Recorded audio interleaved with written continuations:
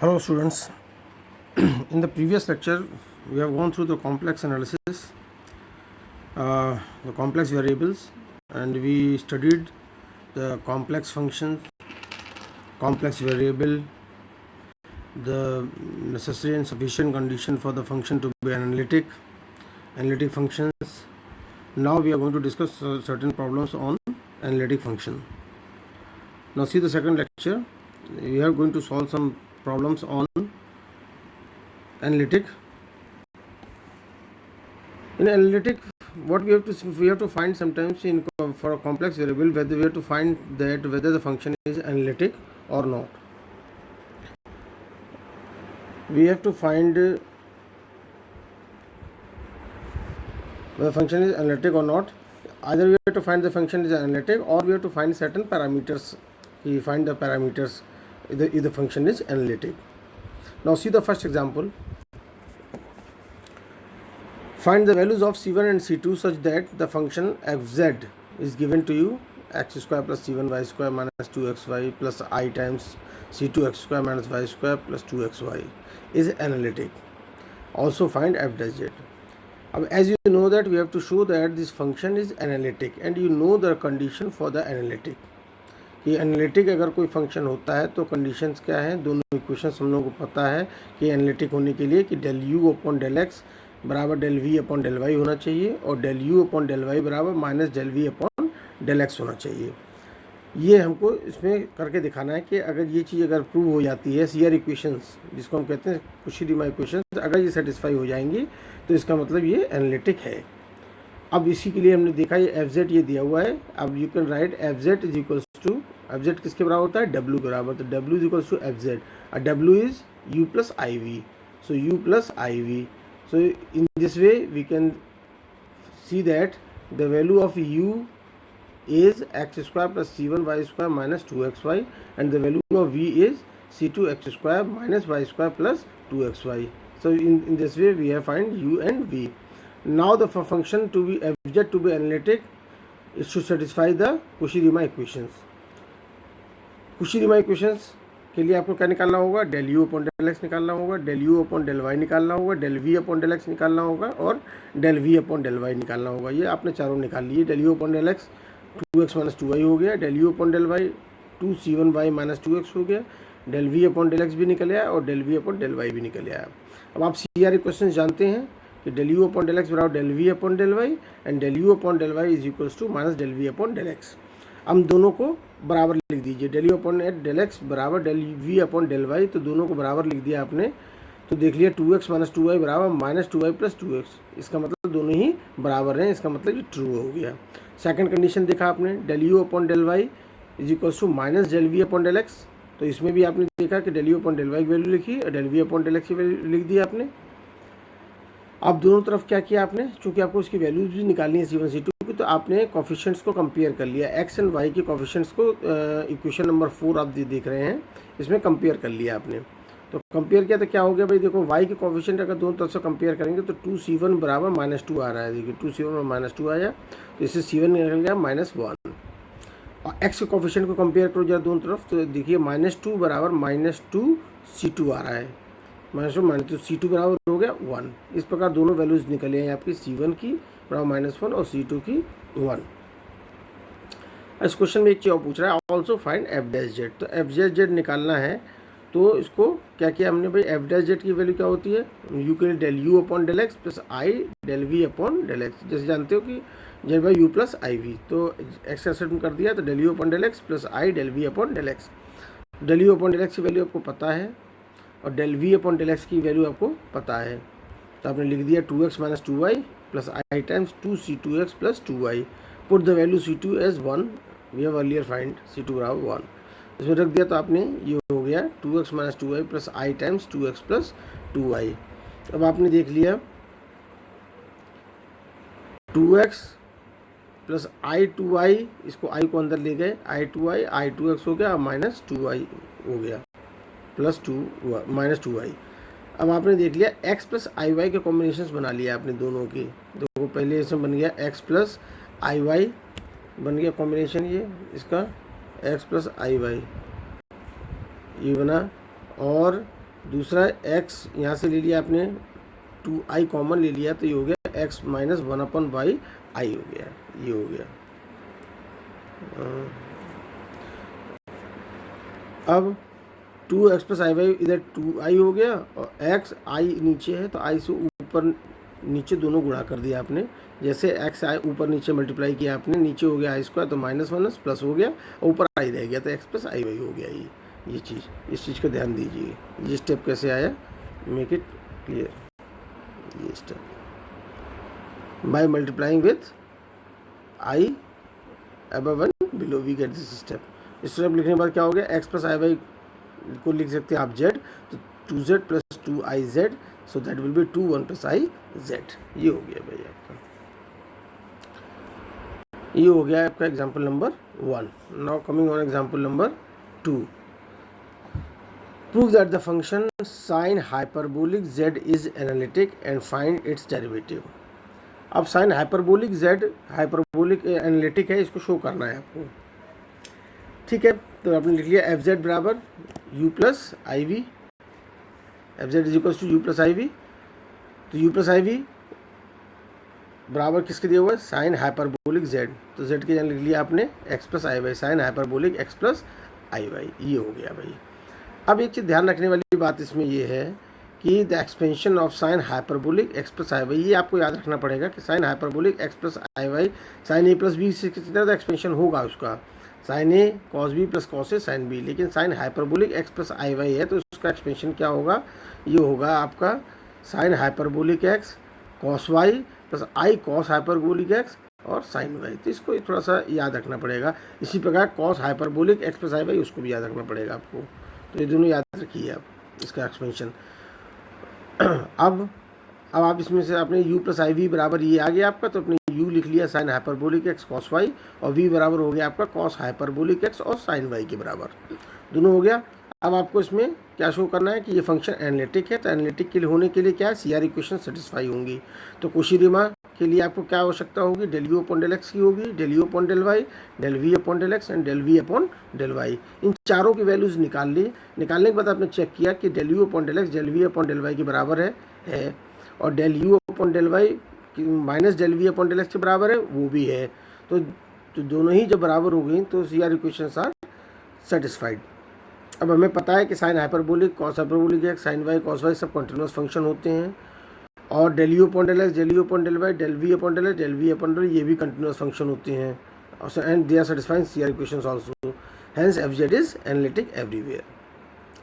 अब इसमें पूछा गया है कि एफ डैश जेड और निकालो। तो देखो एक प्रॉपर्टी होती है कि अगर कोई फंक्शन एनालिटिक, अगर हम प्रूव कर देते हैं कि फंक्शन एनालिटिक है थ्रू CR इक्वेशंस, तो उसका जो डेरिवेटिव हो जाता है फिर वो नॉर्मल डिफरेंशिएशन की तरह ही डेरिवेटिव होता है। तो जैसे इसमें एफ जेड था साइन हाइपरबोलिक जेड, तो एफ डैश जेड निकालना है आपको।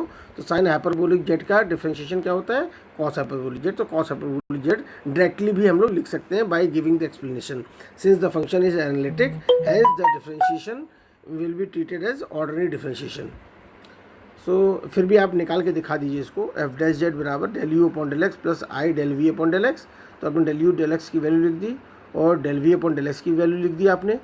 तो आपने देखा कि ये एक्सपेंशन किसका है, cos hyperbolic x plus y Y.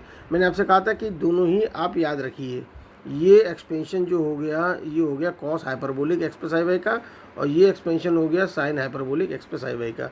तो दोनों ही एक्सपेंशन को याद रखना पड़ेगा कि इसकी वैल्यू हो गई आपकी cos hyperbolic x cos y और i sine hyperbolic sine y, ये cos hyper x plus i y. तो we can write it as cos hyperbolic z. This finishes the example number 2. Now see example number 3. Verify if fz is equals to this much, xy square x plus iy upon x square plus y के power 4, where z is not equal to 0. f0 is equals to 0 is analytic or not। यानी कि अब हमको यहाँ इस question के अंदर ये देखना है कि ओरिजिन पर फंक्शन एनालिटिक है या नहीं है। तो फंक्शन एनालिटिक है या नहीं है, इसके लिए हमने क्या, CR इक्वेशंस, ओरिजिन पे हम CR इक्वेशंस को निकालेंगे पहले, और उसके बाद हम चेक करेंगे कि एफ डैश जेड 0 एग्जिस्ट कर रहा है या नहीं कर रहा है। अब देखिए आपने इसके लिए आपने लिखा आपने एफ जेड बराबर इसमें, तो एफ जेड बराबर यू प्लस आई वी होता है, तो यू प्लस आई वी बराबर जो फंक्शन दे रखा है आपने उस फंक्शन को लिख दिया। उस फंक्शन को ब्रेकअप किया आपने रियल पार्ट और इमेजिनरी पार्ट में अलग अलग, तो यू बराबर आ गया x square y square upon x square plus y के पावर 4, और इमेजिनरी पार्ट जो वी है वो आ गया आपका x y cube upon x square plus y के पावर 4। ये यू आ गया और आपका ये वी आ गया। अब एट ओरिजिन, ये ध्यान रखो कि ओरिजिन के लिए del u upon del x का फॉर्मूला क्या होता है। Del u upon del x limit x tends to zero u x zero minus u zero zero upon x, ये फार्मूला हो गया del u upon del x का at origin. तो आपने लिख दिया limit x tends to zero u x zero मतलब x बराबर एक्स और वाई बराबर ज़ीरो। ये है फंक्शन के अंदर एक्स की जगह एक्स रखना है और वाई की जगह ज़ीरो रख देना है, और minus u zero zero x की जगह भी ज़ीरो और वाई की जगह भी ज़ीरो रख देना है अपॉन एक्स। अब देखिए आप limit x tends to zero u x zero की वैल्यू क्या आ गई भाई, ये देख लो यू के अंदर यू आपको दिया हुआ है, यू सी यू दिया हुआ है, इसमें रखिए आप एक्स बराबर ज़ीरो और वाई बराबर एक्स बराबर एक्स एंड वाई बराबर ज़ीरो, तो क्या आ जाएगा ज़ीरो आ गया, और यू ज़ीरो ज़ीरो में भी पूरा ज़ीरो हो गया अपॉन एक्स, तो दैट विल बी ज़ीरो, तो ये आ गया आपका ज़ीरो। अब आप देखिए इसी प्रकार del u upon del y, del u upon del y देखिए ये आ गया limit y tends to zero, इसका फॉर्मूला देखिए limit y tends to zero, ऊपर यू एक्स ज़ीरो था, यहाँ हो जाएगा u zero y minus u zero zero upon y, ये है formula del u upon del y at origin. अब इस यू में एक्स की जगह ज़ीरो और वाई की जगह वाई रख दिया हमने, तो यू ज़ीरो वाई निकलेगा, और तो ये आ गया ज़ीरो। अब देखिए यू के अंदर रखने पर ज़ीरो आ गया। अब उसके बाद यू ज़ीरो ज़ीरो में भी ये ज़ीरो आ गया, नीचे वाई है, तो again it comes to be a zero. अब similarly del v upon del x, del v upon del x में क्या किया हमने भाई limit x tends to zero v x zero minus v zero zero upon x, वो same formula जैसे ही del u upon del x का वैसे del v upon del x का हो गया फॉर्मूला। वी एक्स जीरो यानी वी में अब की बार आप वी उठाइए, वी में क्या रखा हमने, वी में रख दिया हमने एक्स बराबर एक्स एंड वाई बराबर ज़ीरो रख दिया, तो ज़ीरो आ जाएगा, और वी ज़ीरो ज़ीरो में एक्स भी जीरो और वाई भी जीरो, तो वो भी जीरो हो गया, ज़ीरो हो गया अपॉन एक्स बराबर ये ज़ीरो आ गया। Del v upon del y भी इसी प्रकार आपने निकाल लिया, v zero limit y tends to zero v zero y minus v zero zero upon y, तो ये भी आ गया आपका ज़ीरो। तो आपके चारों ही आपके ज़ीरो आ गए। तो अब आपने सी आर इक्वेशंस लिखी। सी आर इक्वेशंस क्या है आपकी, del u upon del x बराबर del v upon del y and del u upon del y is equals to minus del v upon del x. अब तो आपने देख लिया है कि सब क्या है, बराबर है, तो hence CR equations are satisfied at origin. We can see that CR equations are satisfied in origin. अब हमने क्या किया भाई, अब you have to find f dash zero, f dash zero निकालिए। एफ डैश जीरो की वैल्यू क्या होगी, limit z tends to zero f z minus f zero upon z, सब लोग जानते हैं एफ डैश जेड का formula limit z tends to zero f z minus f zero upon z, तो f z zero limit z tends to zero f z जो दिया हुआ है आपको क्वेश्चन में x y square x plus i y upon x square plus y के power 4 minus zero upon z, z is x plus i y रख दिया आपने। उसको थोड़ा सॉल्व किया, एक्स प्लस आई वाई से x plus i y cancel हो गया, तो ये रह गया आपका limit z tends to zero, या जेड टेंड्स टू जीरो लिखो या x tends to zero y tends to zero लिख दीजिए, x y square upon x square plus y के पावर 4, ये आ गया आपका एफ डैश जीरो। अब ये चीज़ देखना है हमको कि अगर एफ डैश जीरो दो पाथ के अलोंग अगर इसकी लिमिट सेम आती है तो ठीक है, अगर नहीं आती है तो यह एनालिटिक, यह सी आर इक्वेशन सेटिस्फाई जरूर करेगा लेकिन फंक्शन एनालिटिक नहीं होगा ओरिजिन पर। और हम लोग चेक कर किस पे कर रहे हैं, ओरिजिन पे चेक कर रहे हैं, तो ओरिजिन पे सी आर इक्वेशन तो सेटिस्फाइड हो गई, लेकिन एफ डैश जेड एग्जिस्ट कर रहा है कि नहीं कर रहा है, इसके लिए क्या किया, एफ डैश जीरो निकाला हमने।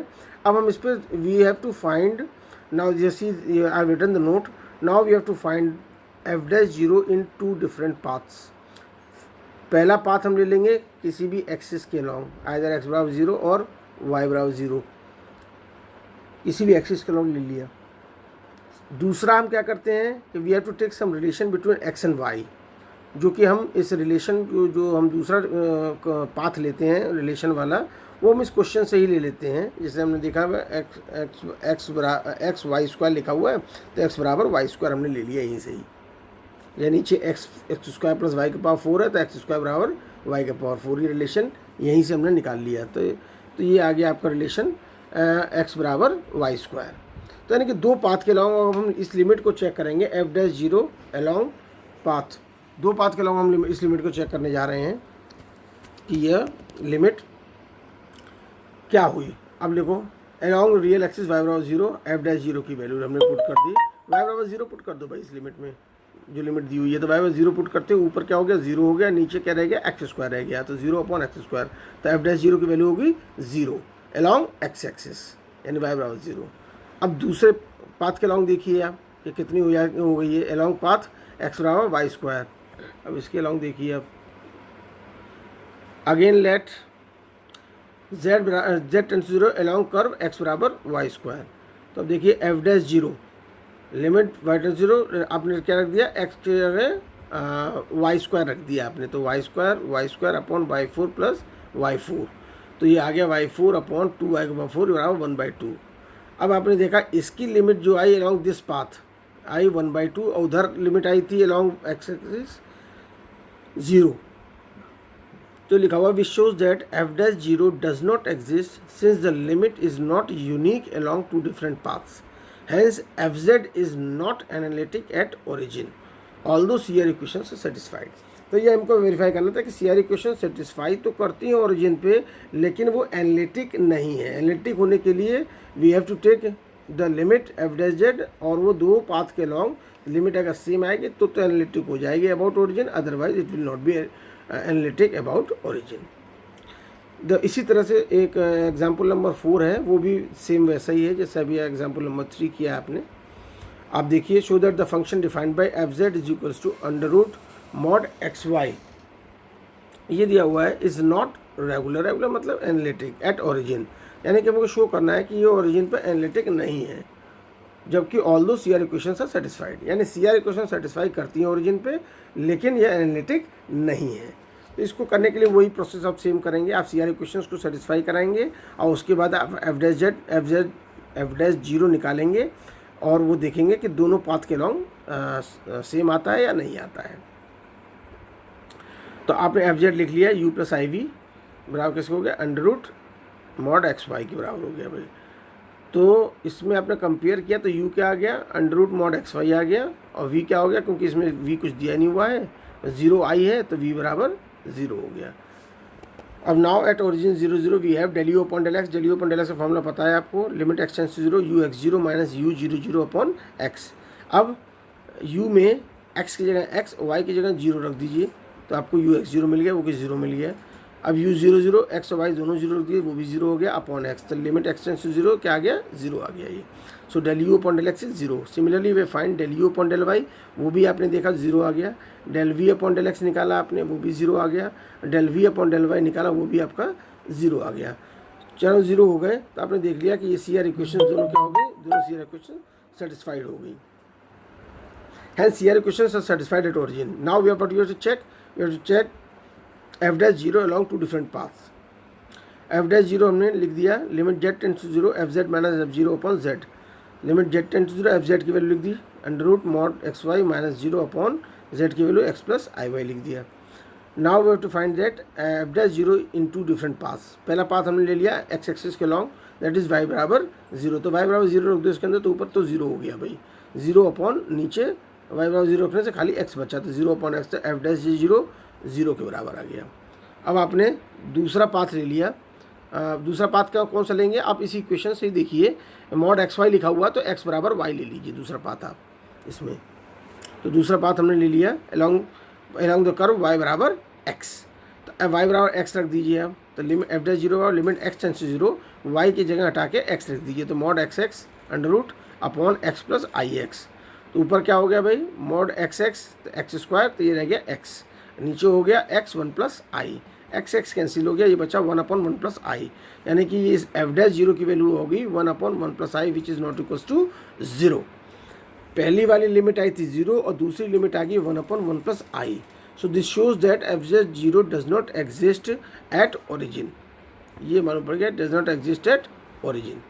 Since the limit is not unique along the different paths and f(z) is not analytic at origin although the CR equation से सेटिस्फाइड। आपने देखा कि CR इक्वेशन सेटिस्फाइड हुई, लेकिन चूँकि दोनों पाथ के लॉन्ग इसकी लिमिट सेम नहीं आई, इसलिए ये एनालिटिक फंक्शन नहीं हुआ। ये उसी तरह से एग्जाम्पल था सेम। अब आप देखिए इसी पे एक एग्जाम्पल और है, example number 5। Prove that the function f(z) defined by this is continuous and CR equations are satisfied at origin yet f(0) does not exist. तो इसमें थोड़ा सा एक सवालों को थोड़ी छोटी चीज़ें बढ़ा ये दी हैं इन चीज़ें इसमें, कि इसमें थोड़ा सा आपको ये शो और करना है कि कंटिन्यूअस है, कंटिन्यूअस है ये f(z) इज़ कंटिन्यूअस। तो ठीक है, देखिए f(z) आपने u + iv लिख लिया, आपने कंपेयर किया अपने क्वेश्चन से, आपने इसको थोड़ा सा सिंप्लीफाई किया, तो ये निकल के आ गया u आ गया x³ - y³ upon x² + y², और v निकल के आ गया x³ + y³ upon x² + y²। अब आपने देख लिया क्योंकि z is not equal to 0 दिया हुआ, तो z is not equal to 0 implies that x भी 0 नहीं होगा और y भी 0 नहीं होगा, क्योंकि x y दोनों 0 हो जाएंगे तो फिर z 0 हो जाएगा। तो since u and v are rational fraction of x and y with non-zero denominators, hence uv and hence f(z) are continuous function when z is not equal to 0। तो हमने कह दिया ये कंटिन्यूस फंक्शन होंगे जब z बराबर 0 पे नहीं होगा। अब test the continuity at z बराबर 0। अब z बराबर 0 पे कंटिन्यूस है कि नहीं है, इसको चेक करने के लिए क्या किया हमने, changing u v to polar coordinates. u और v दोनों जो दिए हुए हैं ना आपके, u और v दिए हुए हैं, इसमें आप पोलर कोऑर्डिनेट में चेंज करने मतलब क्या है, x की जगह r cos थीटा रख दीजिए और y की जगह r sin थीटा रख दीजिए। जो रखिए ज़रा, तो r³ cos³ थीटा ये हो गया, और r³ - r³ sin³ थीटा, नीचे r² cos² थीटा और नीचे r² sin² थीटा। इसको सॉल्व किया तो ये आ गया r cos³ theta minus sin³ theta, ये आ गया u बराबर। और इसी प्रकार आपने इस v के अंदर आपने x की जगह r cos थीटा, y की जगह r sin थीटा रखा, तो v बराबर आ गया r cos³ theta plus sin³ theta, ये आ गया भाई। अब when z tends to 0 r tends to 0, तो limit z tends to 0 u निकाला आपने, क्यों निकला, limit r tends to 0 r cos³ theta minus sin³ theta, limit r tends to 0 किया तो 0 आ गया। इसी प्रकार आपने v को भी लिमिट r टेंड्स टू 0 निकाला तो वो भी 0 आ गया। तो इसलिए क्या हो गया भाई, f(z) क्या हो गया, limit z tends to 0 f(z) बराबर 0 बराबर f(0). f(0) देखो आपको क्या दिया हुआ है, 0 दिया हुआ है, तो 0 के बराबर हो गया। तो इसलिए क्या हो गया, f(z) is continuous at z बराबर 0।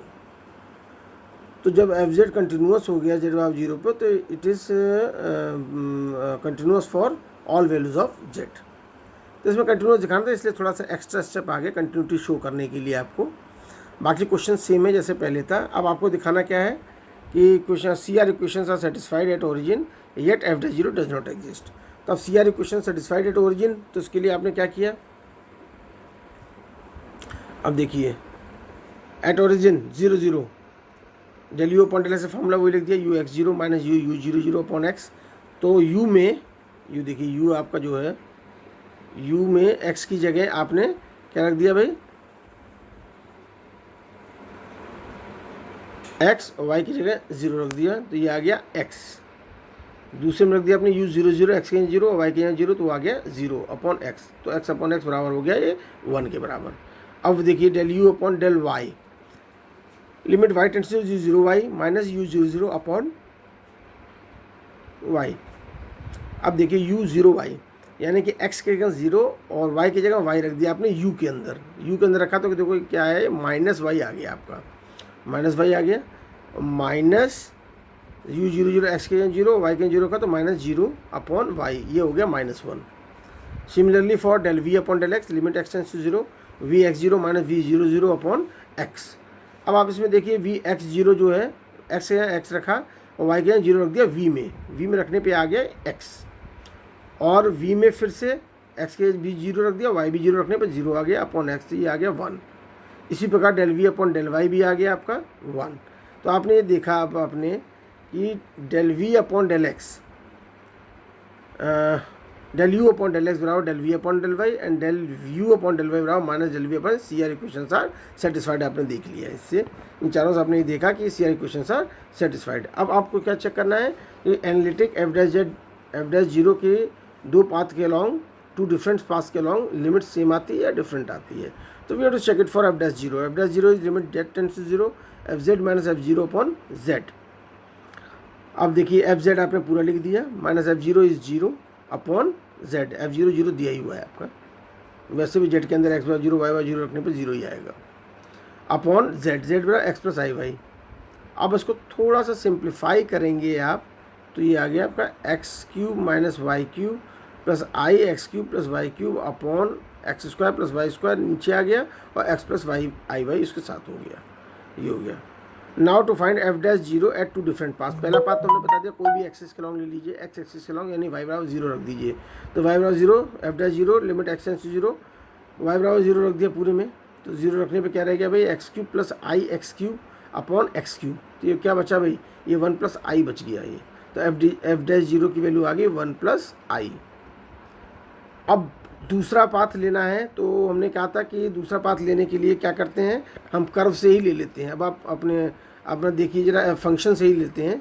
तो फंक्शन एफ जेड देखिए जरा क्या है, फंक्शन है ये आपका, तो एक्स स्क्वायर बराबर वाई स्क्वायर, नीचे देखिए आप एक्स स्क्वायर बराबर x square plus y square दिया हुआ, तो एक्स स्क्वायर बराबर वाई स्क्वायर, ये रिलेशन ले लिया हमने। तो this is the relation we have taken, x square बराबर वाई स्क्वायर। तो ये you can write it x बराबर वाई। तो एक्स बराबर वाई रख दिया अब इसके अंदर आपने, यानी वाई को हटा के एक्स रख दिया। तो limit x tends to zero, तो जहाँ जहाँ इसमें एफ डैश जीरो में एक्स था वहाँ आपने लिख दिया वाई। रखने पे क्या आ गया भाई, ये देखो वाई रखा तो x y cube minus y x cube minus x cube zero हो गया। यहाँ आई एक्स क्यूब हो गया, टू टाइम्स हो गया, two i x cube upon two x square x plus i x. इसको सिंप्लीफाई किया तो क्या आ गया ऊपर में, two i x cube upon two x cube one plus i. X cube से एक्स क्यूब कैंसिल हो गया, टू से टू कैंसिल हो गया, ये बच गया आई अपॉन वन प्लस आई। तो रेशनलाइज इसको सिंप्लीफाई करना हो तो वन माइनस आई से ऊपर नीचे मल्टीप्लाई कर दिया। मल्टीप्लाई करने के बाद क्या आ गया भाई, आई माइनस टू बाई टू आ गया, यानी यू कैन राइट आई को अंदर ले जाओ, आई माइनस आई स्क्वायर, तो आई प्लस वन हो गया बाई टू। तो you can write it one plus i by to, यानी कि पहला यानी कि अबाउट एक्स एक्सिस के अबाउट ये इसकी जो वैल्यू आई थी एफ डैश जीरो की, वो आई थी वन प्लस आई, और अबाउट लाइन एक्स बराबर वाई के अबाउट क्या आई, one plus i by two आ गई। So both the limits are different, so we can say that f dash 0 does not exist although it satisfies the Cauchy-Riemann equation at origin। ये बात सिद्ध हो गई आपकी। These are the examples. Now you can see that some practice question assignment number 4.1 is there. You can see here 5 questions are there based on the same you have I have shown in previous 4-5 questions. You can do all these questions. Try these questions. Good luck.